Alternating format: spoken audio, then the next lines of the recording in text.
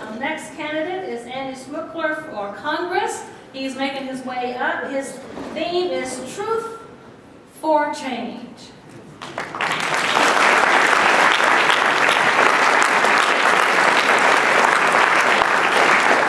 So what's at stake in these contests we have at the national level? Will it be Barack Obama or Mitt Romney? Will it be Tim Kaine or George Allen? Will it be me or Bob Goodlatte? Well, it would be nice to say it's just a matter of will the better man win. That would certainly do well for all of us, I think. But it's a lot bigger than that. It would be nice if we could also say it's a matter of will we have liberal solutions to our nation's problems or conservative solutions to our nation's problems. Oh, I wish that were the case, but it's not. This Republican Party that we have now is not our father's Republican Party. It is neither conservative nor interested in dealing with our problems. This is a party which has become unlike anything we've ever seen at center stage of American politics.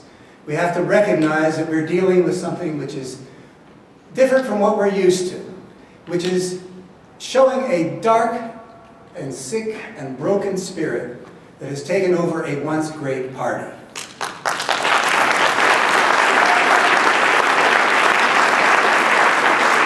We can see this sick and broken spirit in various patterns that I've been spending my last 8 years observing.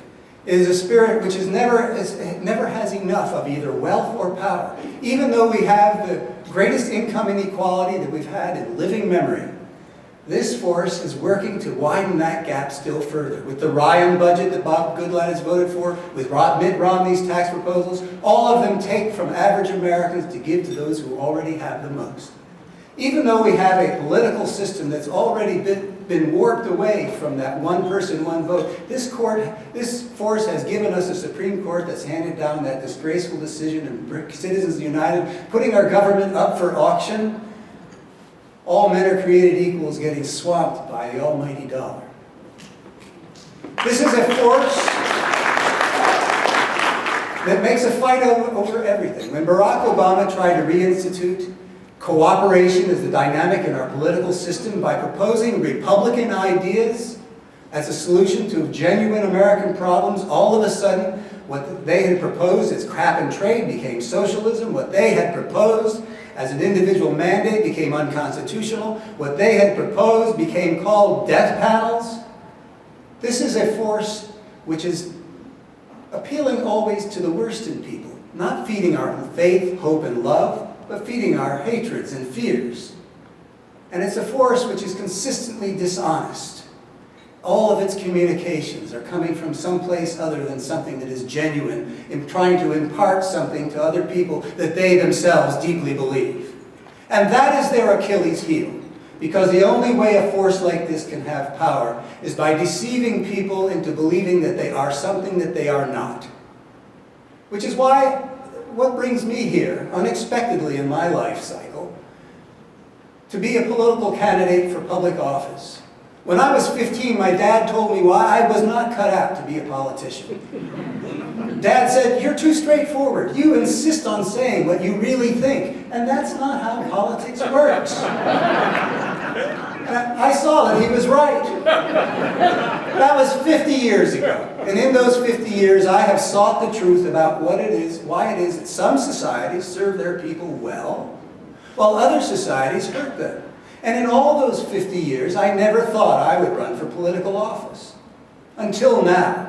Now the dishonesty in our politics has become so bad, and the lies from this gang that's hijacked the Republican Party are so often defeating the truth, that I figure now is the time for someone like me that truth-telling needs its champions. And that's why I'm running to replace Bob Goodlatte in the House of Representatives.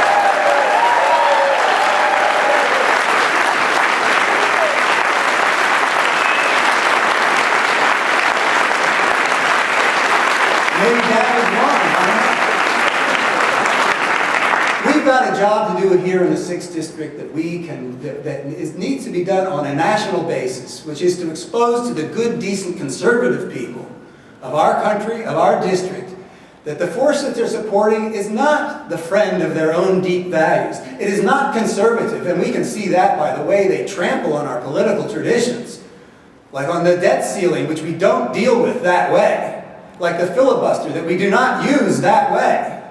A conservative understands you don't just sweep your traditions aside. You honor them, you protect them. They're there for a reason. But not this group. They're not conservative. They're not patriotic. We now know that even before President Obama was inaugurated, they met together to say, we're going to make this president fail. And I don't think there's been a single time that an opposition party has made that their priority, but especially at a time of national crisis, when we had 2 wars that they had botched, when we had a health care crisis that was bankrupting us from the federal government through the businesses to families, but especially at a time when the whole American economy and the global economy were on the edge of an abyss. You don't want the president to fail if you're a patriot. If the president fails, we only got one of them at a time, the country fails, and tens of millions of Americans suffering. No real patriot would ever want to do that.